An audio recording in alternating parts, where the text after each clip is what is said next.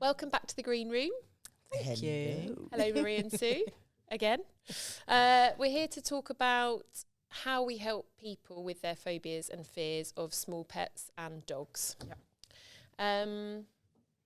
So, is it people that approach us usually, wanting us to help them, or do we go out and help people actively with their phobias and fears? What's your guys' experience been? On the dog side of life, as a general rule, it will come at us from two different ways. One, it might be that a family has come and they're looking to take on a dog, and it comes to light during the interview process that one of the children is really frightened and that's why they're looking to get a dog. Or we will get contacted through our behavioural advice, dog advice service that we offer, and somebody will say, my niece, for instance, is terrified of my dog. If we can't help her, she's never going to be able to come round anymore. You know, what do we do? So those are the main two angles that we would get asked for advice from. Do parents always come in knowing their child has a fear or phobia of dogs, or does it come to light somewhere along the process of rehoming a dog where the child reacts to a dog and it's a shock to the parents? I think the main time when it's a shock to the parents, which is, I wouldn't call this a phobia, is when it's a puppy that they're interested in and they think that their child is good with dogs, and because it might have met 3, 4, 5, 10, 15 adult dogs in their time, and they think, right, okay, yes, let's get you a puppy. And then we introduce the little land shark, as all puppies are, that runs around and wants to grab hold of clothing, and they've got sharp little claws and they're running around all over the place and they're jumping up. They can be really frightening for kids, and that's when sometimes the parents step back and say, And generally for those kind of situations, we would always advise on a slightly older, calmer dog than a puppy. So. Well, that's a really good point, actually, because a lot of the time when we hear about children with phobias, a puppy is the first thing that people suggest because they think, oh, it's a baby. Oh, they love everybody. How can you be scared of a baby dog? Yeah. But actually, from what you just said, it's quite the opposite. Yeah, and actually kids that have never had issues with dogs before will, up to 9, 10, 11 years of age, I get cases where they won't come downstairs because of the new puppy in the house, because the puppy's going to grab onto their trouser legs or their shoelaces, or they'll stroke it for 2 minutes and then it starts doing all its puppy biting and stuff. They're scary, they're frightening. And to a young child, a mouth is a bite. They can't really differentiate between the two, can they? Yeah, so if you've got a small young child that is frightened of dogs, don't go getting a lively little puppy, because it could just make the situation worse. That makes sense. Do you find the same with small animals, Marie, in terms of if people are scared of mice, rats, rabbits, is there any difference between getting I don't know what a baby rat's called. Is there a word? Pup. A pup. Yes. Oh, you put me on the spot there.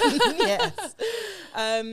So I think for the small animal front, it's more that people have come in thinking they want a small pet, but they're not really sure. So it's not really that they've come in for we're really terrified, we don't know what to do.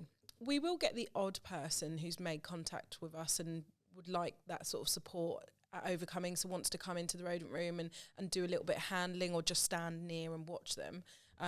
But in most cases, we generally find that, kind of a bit like what you said, that we find one of the members of family suddenly appears that actually they are a bit worried about that animal. So, often we'll get the mum or the dad say, they're in charge of it because I don't really like them, which is a really frustrating sentence, because then you're kind of like, well, no, you need to be that actually responsible owner. It's not going to be down to the child on that front. So yeah, I owned a hamster when I was younger and I was not a responsible owner. Luckily, my parents did take charge of the ownership. But a lot of people get small pets for their children, don't they? They do. Because they want to teach them that responsibility and maybe build up to a cat or a dog or whatever. Yeah. But actually, They need lots of taking care of. They do. By a responsible person. Yeah, and they need to learn from that adult how to do it correctly. So actually kind of throwing them deep in, it's just going to be a recipe for disaster. But yeah, most of the time it generally is that they'll come in and, you know, the mum or the dad's a bit frightened of the rats or something like that, but the child has kept asking for rabbits, but they're not quite sure. So from our point of view, we have to just take that time with all of the family members, handle a few different ones, just talk them through about the potential behaviours they're going to see. So, for instance, with rats, often actually, if you keep your hand still and they come up to you and sort of smell, they most cases will actually lick you because they want to just taste the salt or taste what food it is. They're smelling you. But often the reaction is to whip your hand away because you think you're going to be bitten. And that's when they get bitten. And then it's, those rats bite. Or they're really because scary. the rat's worried by your reaction? Well, they think their food's been taken away. So by you putting your fingers near the bars or holding it near, and then the rat suddenly comes up to sniff or to lick, and then you quickly whip your finger away, they're like, "Ooh, what are you doing?" And so they will grab onto it. Whereas actually, if you know, we really try to reinforce, just be calm. You know, obviously we make sure it's an animal that we know is, you know, really sound and has been handled lots, to just stay still and let them smell. With small animals, it's so important in particular because they're a prey species that they need that time to just assess you and decide whether you are a threat. And again, I think people always kind of think that, oh, it's just a hamster, it's just a rat, so I'm a bit frightened, but we'll just pick it up. But actually, those animals need that time to just assess and just have a little smell, come up to you, realise that nothing's going to happen again. They can walk away for a few minutes, and then we let the people really interact with them. So for us, definitely, for small animal interactions, it's always slow, you know, and just sitting on the floor as well. I think we mentioned in part one where the worry is that they will get dropped. And again, you know, because of those sudden fast movements, or a chicken suddenly decides to flap its wings, our interactions with small pets, we really can't kind of stress enough how important it is actually for you to just be sitting on the floor, be at the animal's level. You know, I guess the same when you talk to a child, you don't stand above them because it's really daunting. You get eye level with them and sit with them so they can understand that. And it's the same for small animals, to be low to the ground with them, sitting on the floor in a comfortable manner. But if something happened, they did suddenly move, and that did make, you know, that phobia or that fear suddenly come out, and the animal got dropped, it's on the floor anyway, so it's safe. So for us, it's handling wise, and your approach to small animals before we even focus on what that person's fear is really important. And then we can really start to support the owner into deciding whether that's the right pet for them or not. So that it really is the fact that they are more scared of us. Like, we will say this about spiders, but they are, as a prey species, 100%. Much more scared of us than we will ever be of them. Yeah, I mean, you know, just how many people have actually been seriously injured or killed by a hamster? You know, I've had some serious finger bites, but that was probably more what I did. Well, you're going to get the odd little bite, but you're not going to go to A&E from it. But unfortunately, far more small pets have suffered, you know, because they've been dropped or accidentally, because that person's been scared and gone, ooh, you know. So it's really trying to, first of all, help the owner to connect with that animal on that point, that they are just as scared as you. So let's just do this together rather than it's them and me kind of thing. And that certainly is the first step that we go with. I wish I had this advice when I got my hamster and didn't get it from a pet shop. Well, things might have been different. I might not have got bitten. Yeah. I definitely wouldn't have got bitten. And when we're working with the dog, Sue, if it's a fear or a phobia, I guess there's a big difference there. How do we start that process with people? If they've approached us or we've noticed the child has a fear and we offer our support and advice, how do we start that process going? Do we just chuck them in with a few dogs, see how they get on? Kennel. No, we do take it very seriously, and the first port of call needs to be a doctor's appointment. And we ask that they speak to the doctor about it and ask for the child to be referred to a counsellor, sort of CBT, something like that. What's CBT? Cognitive behavioural therapy. Which means? So a lot of it is talking type therapy to get to the root of why they're frightened. But none of us that work here are qualified in child development and human psychology, so we're not going to mess around with that. We are qualified to work with the dogs, and we are qualified to educate people about dogs, but not for their emotional well-being. That's not what we're experts in at all. So quite often the therapist will have a few sessions with the child. They have like a code, most of them, where, I don't know, a scale of 1 to 10, 1 being they feel absolutely fine and in control, and 9, 10 being I'm terrified, get me out of here kind of thing. So the counsellor will constantly be checking in, what number are you at, and if the number starts to go up, they know how to deal with that child in order to help them bring the number back down. What we do is we provide the education about dogs, most importantly about how to read canine body language so that you can keep yourself safe around dogs. And we can provide the varying different types, sizes, behaviours, noise of dogs to try and support the cognitive behavioural therapist in the work that they're needing to do. So we kind of work as a team and to get to the point where we can make that person or help that person have some control over their emotional responses, because that's the thing around any animal. You know, just that you were just talking about with the smalls, as soon as you become emotionally wild and you lose control, you're going to get some form of response from an animal. They will also go into fight or flight mode. That's what we need to be careful of. Or they think it's a game and start fooling around, and that can be quite terrifying for a child, can't it? Yeah. Have you come across any cases, Marie, where you have helped families overcome their fear or started to, because I mean, I guess there's not necessarily a cure for everyone that's got a phobia of these animals, but have you reached a point with a family where you've been able to rehome them a small animal and they started off really terrified? There is a lady that will always stick in my mind, because she arrived, and if I remember rightly, she was with her partner, and we heard them saying they were kind of looking for an animal. They weren't at, we are ready for a pet. They were kind of just coming to have a look round and decide if that's where they were at. And I think we heard them at the door of the rodent room saying, not going in there, there's rats in there.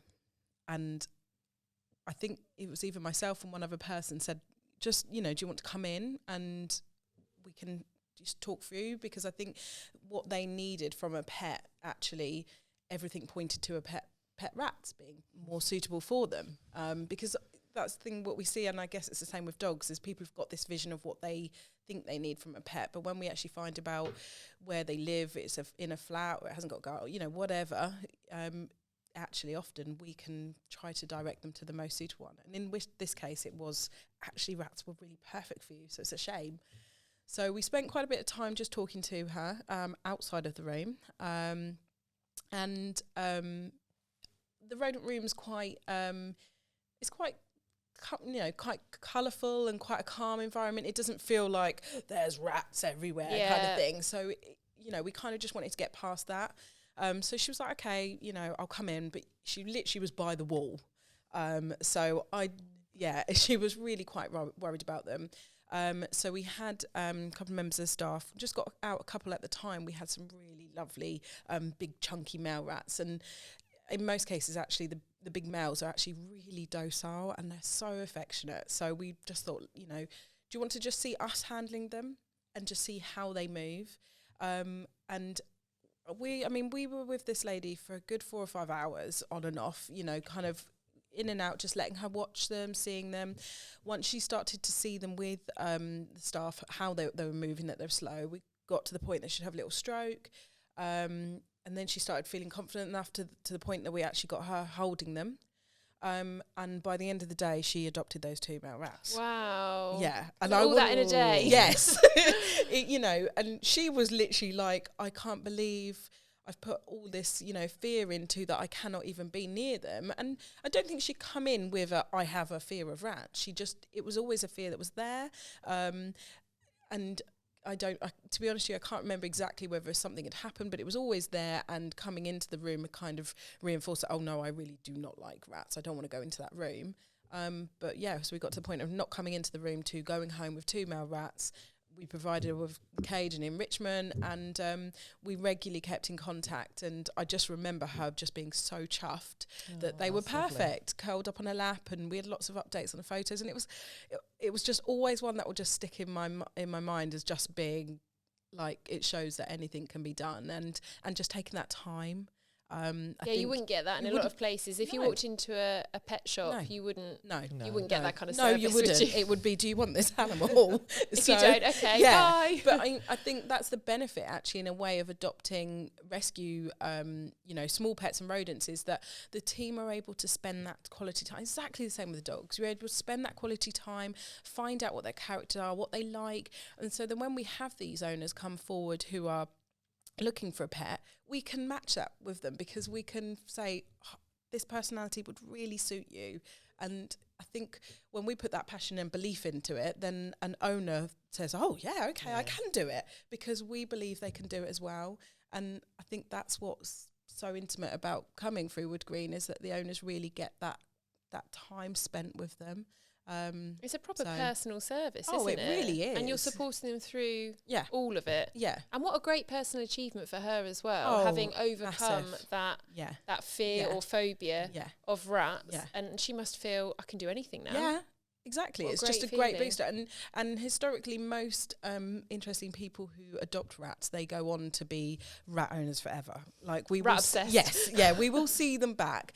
So we often have a rat community who will come and adopt, and we people always know of what rats we've got up for homing before we even tell anyone, because they're very popular. So a big part of it is the education process. Yeah. How can we stop people, or some people, from being scared of dogs and small animals, particularly if it's an under-socialisation issue where they just haven't had experience of them?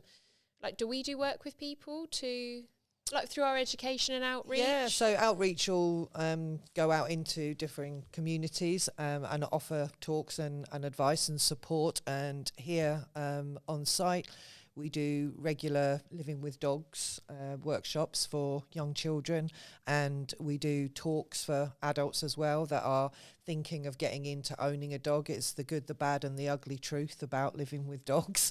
And we're here with they're exactly the kind of people that we want to talk to, that want to go into a relationship with a dog, with any pet, with their eyes wide open.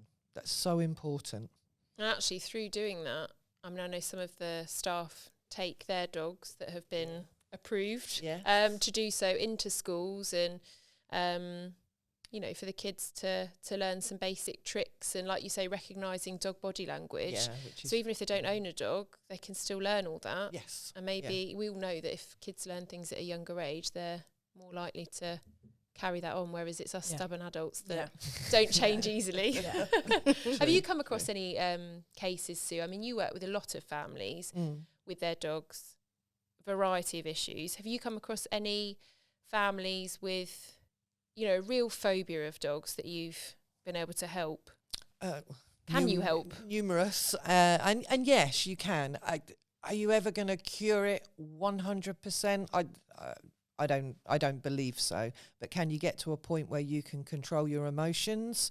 Then yes. And there are some, yes, you're going to turn around. So one case that comes to mind is a young boy playing out in the park, and a stray dog comes in, gets over aroused by all these kids running and screaming, and plows into one of them. And anyway, to cut a long story short, the boy received a very, very serious bite to his head, unfortunately, and that hospitalised him for quite a while. He then came out of hospital, and dogs were an absolute no-no to him, an absolute justifiable reason for him to be so terrified. And it's heartbreaking to see a young child crying just at the thought of a dog being outside the door. That was so sad. But we paired up with a child specialist, and we worked with them, and through very gradual exposure to dogs, we did get to the point where his family did end up adopting a dog. It was a completely different size, shape and colour to the one that he had the incident with. But he has grown in confidence as the years have gone by.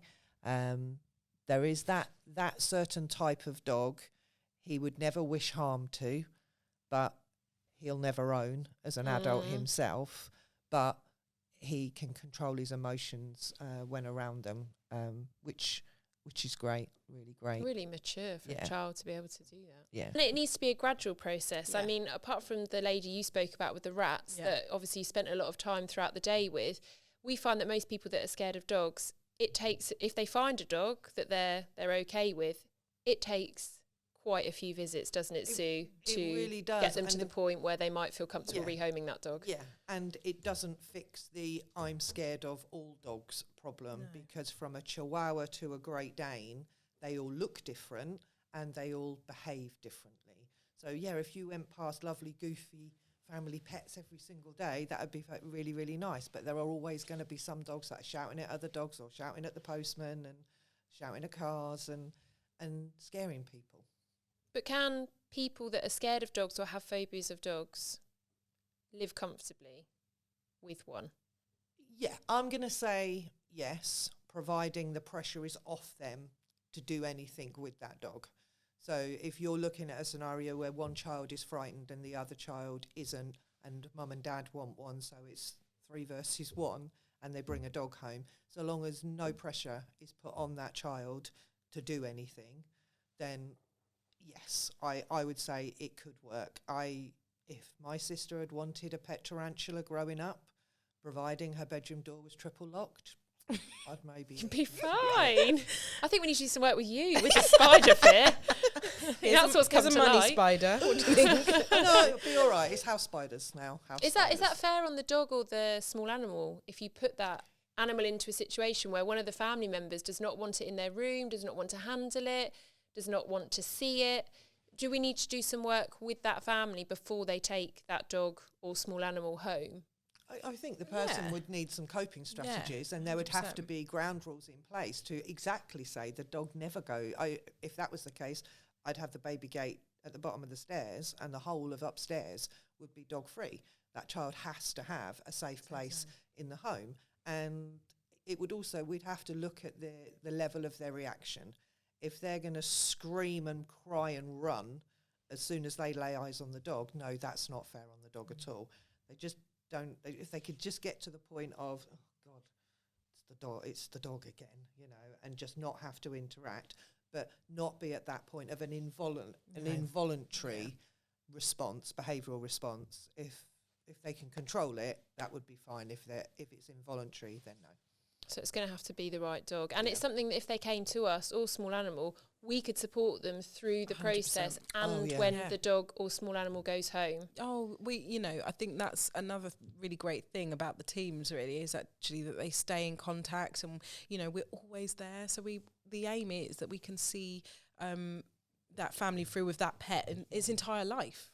We'll be there to support them with behaviour or if they have any other types of advice or anything like that, we can just be there. And also some owners like to just send us in how happy they are. But it's a great feel-good factor, isn't it, when you've homed an animal and you're in touch with the people, and then they're sending you emails and photographs, and then you send it out to the team and say, oh, who remembers Rover? And everyone's like, oh, wow. And it's just, you see them when they come in, what they go through, and then go home again. And it's just that, job well done. Happy people, happy pets. And kids have been particularly, we talked about kids, a big part of it, a big part of, animal phobia. They're pretty resilient, right? Yeah. I mean, we don't want to dismiss it as something small, because a phobia is a massive thing. No, absolutely. But we have worked with families that have come so far and have walked in and we've thought, oh, I don't know if they're going to get to the point where they're going to be able to rehome that mouse or that dog. Yeah. And just finding the right pet and giving them the right advice and supporting them through the process can make a massive difference rather than just going online and I think that's also photo. Just helping the owner to recognise that it isn't going to be about that they're picking that one because they like the look of it and that they're doing it for this reason. It's we want to support you to find you're choosing a family member at the end of the day. So Personality matching it's is so important, you know, and we just, I think that's a big thing for dogs, small pets, whatever pet you're taking on with. It's actually finding that right personality. So it doesn't matter what, you know, you've got to get past what the appearance you think you are looking for. Definitely. Don't judge a book by its cover. Exactly. 100%. Thank you so much for joining us today, Thank Marie you. and Sue. It's Thank been a you. pleasure. It's been Thank really you. interesting. Good. And thank you very much for listening and watching.